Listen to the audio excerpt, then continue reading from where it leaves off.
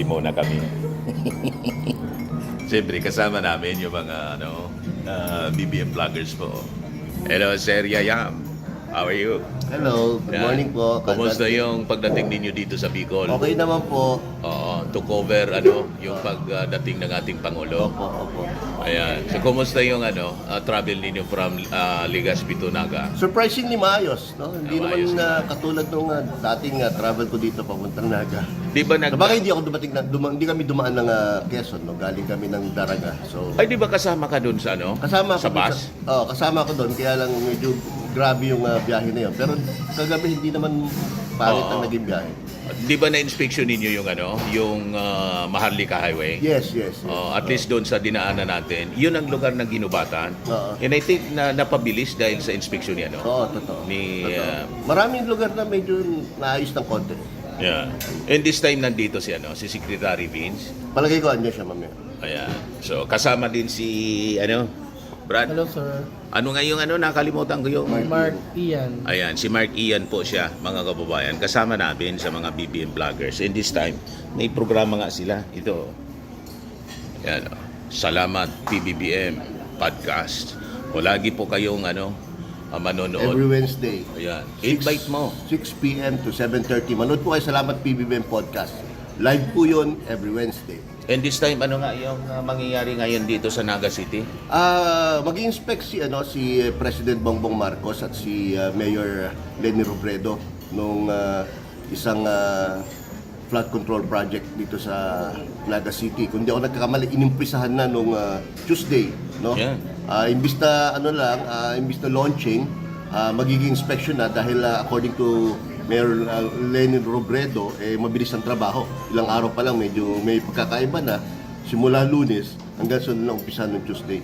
Wow. At nakita ko sa mga interviews ng mainstream media, parang excited si dating VP and now Mayor Leni Robredo. Oo, dahil alam niyang may mangyayari dito sa kanilang gagawing flood control projects na to. At yung dating rival ng ating Pangulo, maigpit na karibal noong 2022, parang nagkaayos na. Oo, palagay ko sinasantabi nila ang politika para sa taong bayan. Yun ang maganda. Sabi nga ni Jose Castro kahapon, between Sara Duterte tapos si Leni Robredo, yun niya yung trabaho ng trabaho, yung isa bakasyon ng bakasyon. Tama, kasi masyadong matagal pa yung 2.5 years bago mag-eleksyon, importante yung kailangan ng taong bayan ngayon, no?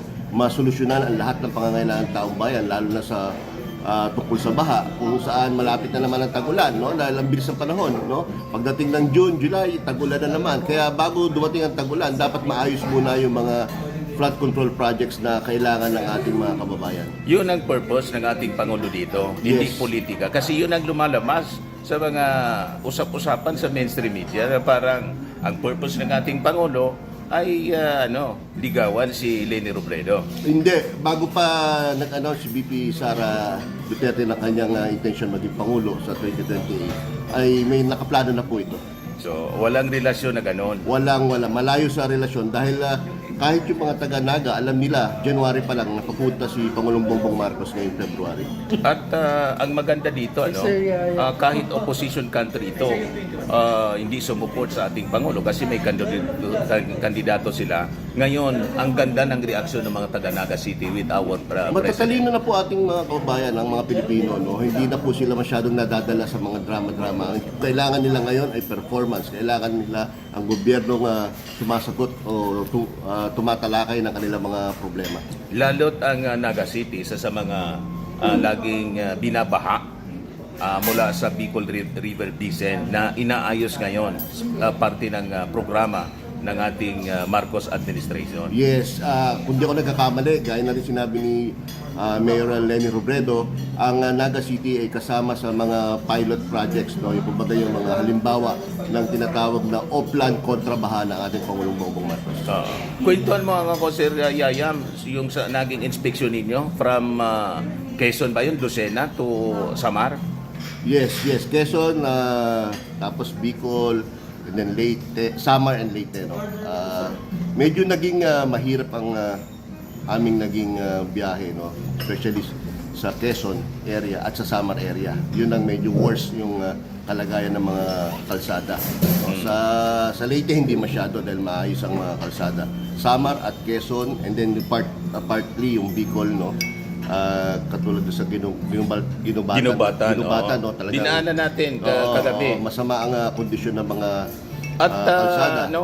puspusan yung trabaho ngayon because of that order ng ating Pangulo. Kasi talaga nagbigay ng ultimatum si DPWH Secretary Vince Dizon na kung hindi makagawa yan na bago magmahal na araw, na kahit papaano ay maibsan ng paghihirap ng taong bayan, no, ay may mananagot na mga opisyal ng DPWH. At magandang policy ng ating secretary. Bawal na yung mga patsi-patsi lang. Bawal na. At ang long-term solution is meron tayong Japanese consultant na kinakausap para maplano ng gusto ang lahat ng gagawin sa Maharlika Highway. Tama mula ba? Quezon hanggang Leyte. Tama ba na umpisan ngayong June ito at full blast siya? Yes. Tatapusin talaga? Sa ngayon na nakikipag-coordinate o nakikipag-consulta na sila sa mga experts para yun nga, long-term na solution, hindi yung patsi-patsi na sinasabi niyo po. So ito yung major rehabilitation, sabi nga po Yes. ni Secretary Dizon, na for almost 5 decades, 50 years, panahon pa ng tatay ng ating Pangulo, hindi pa ito nakatikim na Maharlika Highway Totoo. ng major Totoo. rehabilitation. Dahil gusto ng Pangulong Bongbong Marcos na yung legacy ng kanyang ama, na si Ferdinand Sr., ay magawa niya ring legacy. Ayan. So maraming salamat, Sir Yayam. Thank you, Manong Dante. Mga kasama natin, mga kababayan sa pagko-cover sa ating pagdating ng ating Pangulong Bongbong. Pero kain muna kami. Ayan po. Si Mrs. Ano ba to? Si Kuya. Ayan o. Sabi ko sa inyo. Kita ninyo to. Mga kababayan, napakasarap na almusal namin. Ayan. Ilo 1 million. Si 1 million. 31 million pala. Nabawasan ng 30 million. Siya po si 31 million na movement. Marcos supporter. Yan, lahat sila from Maynila. Siyempre kami, taga rito sa Bicol, taga Legazpi.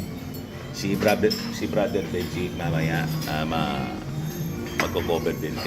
Si brother Benji Contreras, Marcos loyalist. Taga rito talaga siya, mga kababayan, sa Naga City.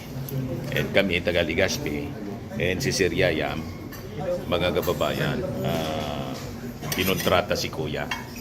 May negosyo kasi si Kuya ng ka-rental. Negosyante, hindi lang mga kababayan, hindi lang tawag dito, gym business.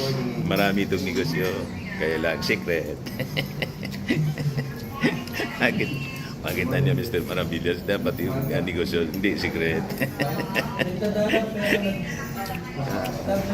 Binta-binta kami kung ano-ano. And pag may mga ganito, sama-sama kami. To, Hello!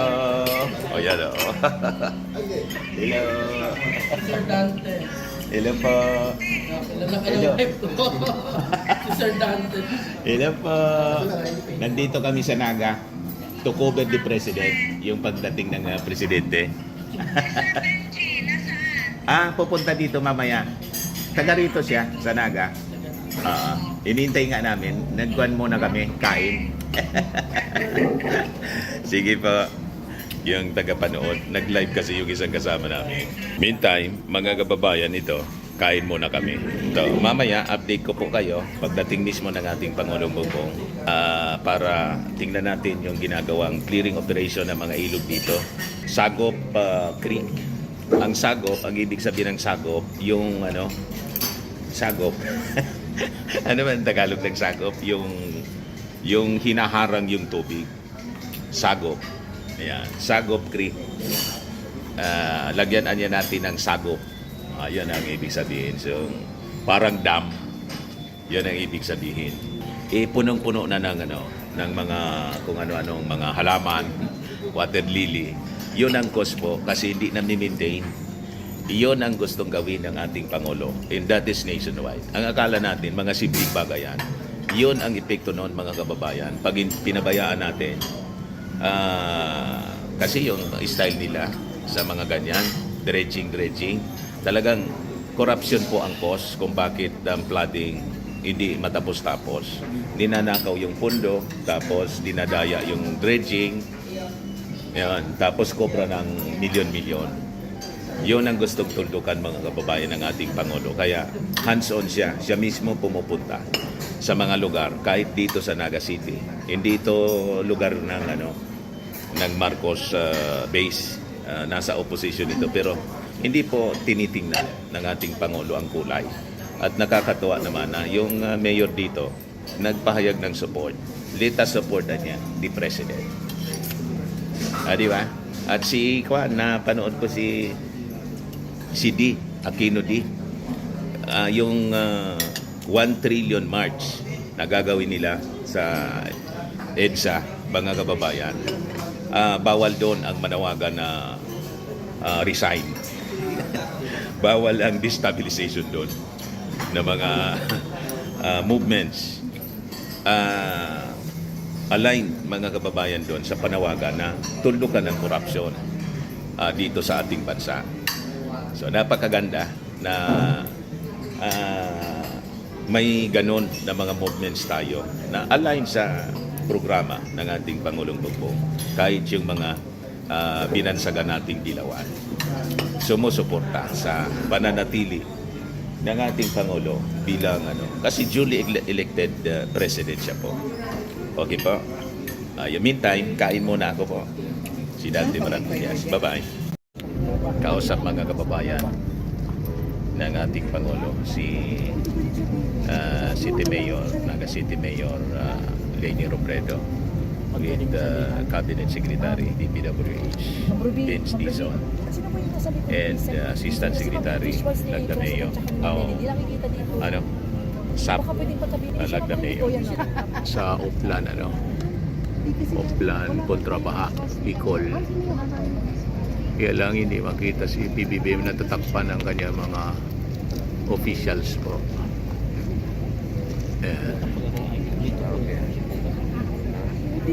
Ito yung mga kasama natin sa mainstream media covering dito naman yung mga vloggers sa kabila, PBBM vloggers.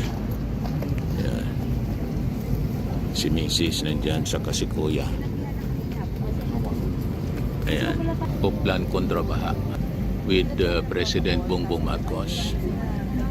So makikita natin yung ating Pangulo, yung health condition niya. Kung titingnan natin, po, fully recovered na siya.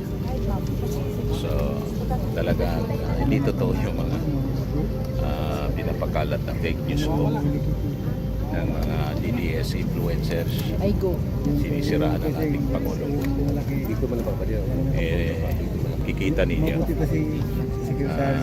Maganda na bumalik na po yung dati niyang katawan, pagkakatawan. Ayan, tinitingnan niya yung map. Oplan Kontrabaha, Bicol. Ayan. Sige lang trabaho ng ating Pangulo. Sige lang trabaho niya.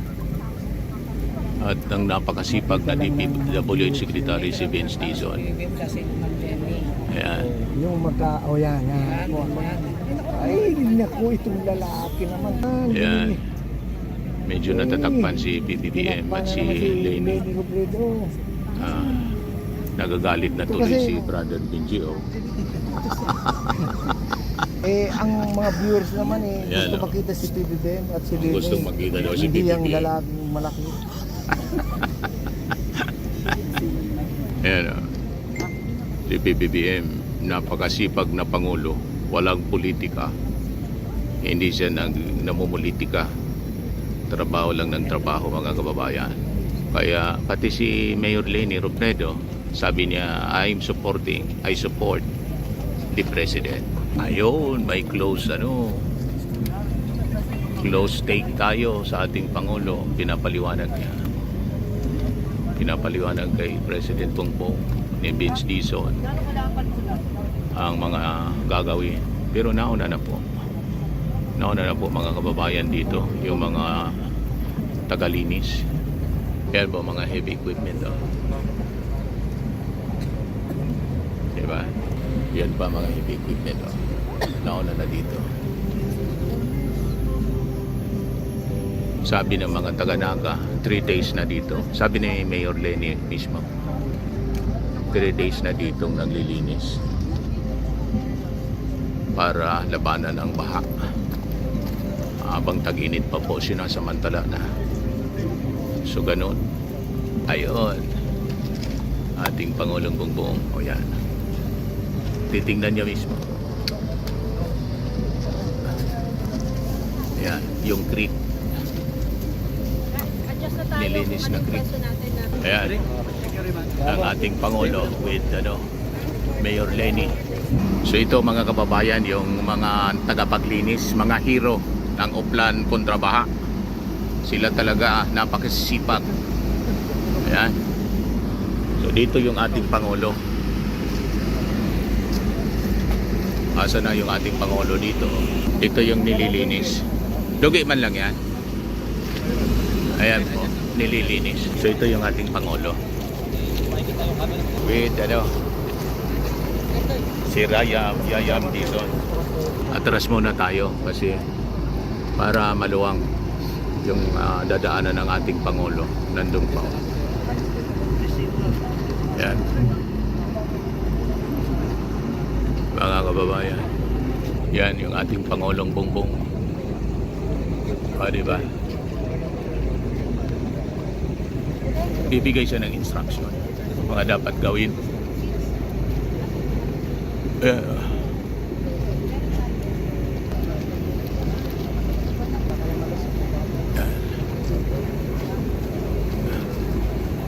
Yan si BBB. Mamaya baka magbigay siya ng statement ng ating Pangulo. Alam naman natin, it is an effort basin. At maraming mga construction, hindi lang yung private sector construction, kundi ang pagpagawa nito, ang mga iba't ibang linipat ang dinakanan ng tubig. Kaya naging mas grabe. Sa pangbagay, yung nag-siltation talaga ng gusto. Kaya titignan ninyo, napakababaw na itong lugar na ito. And with ang sinasabi nga ni Mayor Lenny is that many of the places na dati naman ay hindi binabaha. Nandiyan na rin yung effect ng climate change. Yan ating Pangulo.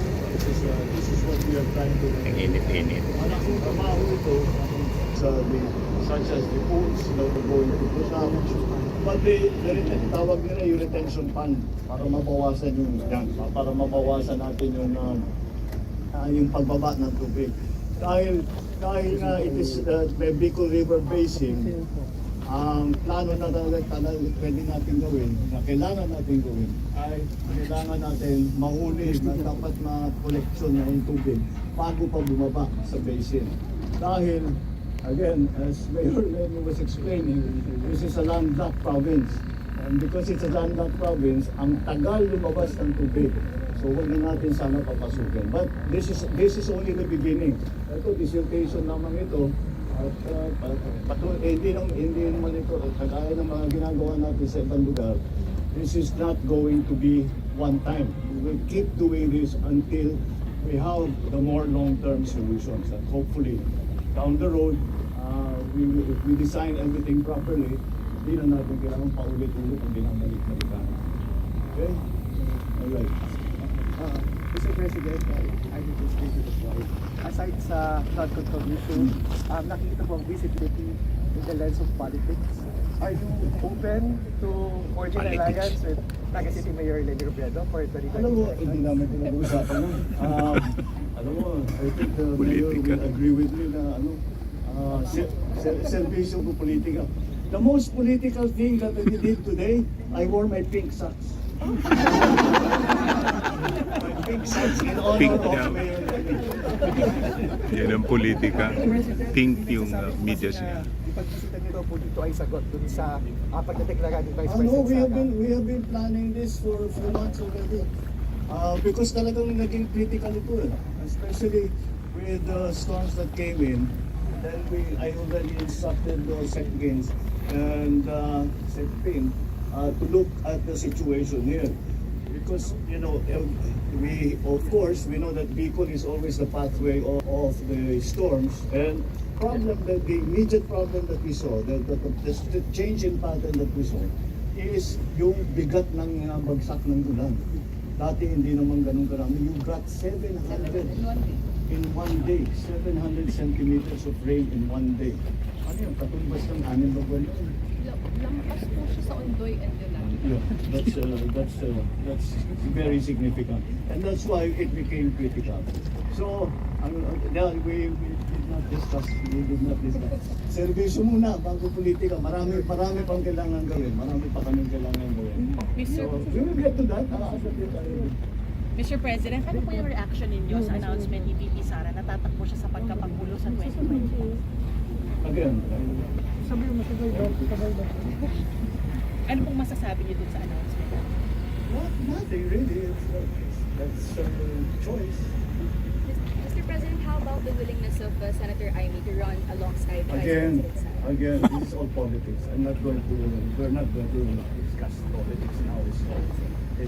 We are talking, what we are here for is to try and find solutions to this very important problem, very critical problem that we have not only here in Naga City but also in Kamsur, and for that matter, for the whole of Bicol. That's what we are concentrating on. Mr. President, Mayor Lenny, can we expect more engagement, collaboration in the future after this visit, kahit hindi politics? We don't change. It's whatever kung sino, it's not only here, kung sino ang nangangailangan ng tulong, the national government is here to help. So as you know, I came from local government, but I have great sympathy for the situations of local government, the different the cities, the provinces, the towns, the municipalities. Kaya whoever comes to us for help, we will do what we can to help. There is not an increase, there is not a decrease, it's not political, it's only because it depends on the need. And that's why we are here today. All right? Are you coming back again after this here? Well, I'm sure we will inspect it when it's further, when the project is further along.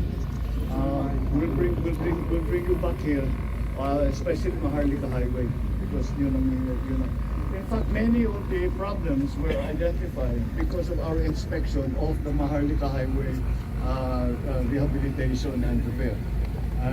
Doon nakita, marami talagang nakita. Dinapitan tayo ng national government, ng mga local, at sinabi, natignan na ninyo yung Maharlika, doon na tayo, tignan naman ninyo yung Mahal. And that's what happened. Okay, maraming salamat. Thank you. Good morning. Yan. Yan mga kababayan. Yung ating Pangulong Bongbong.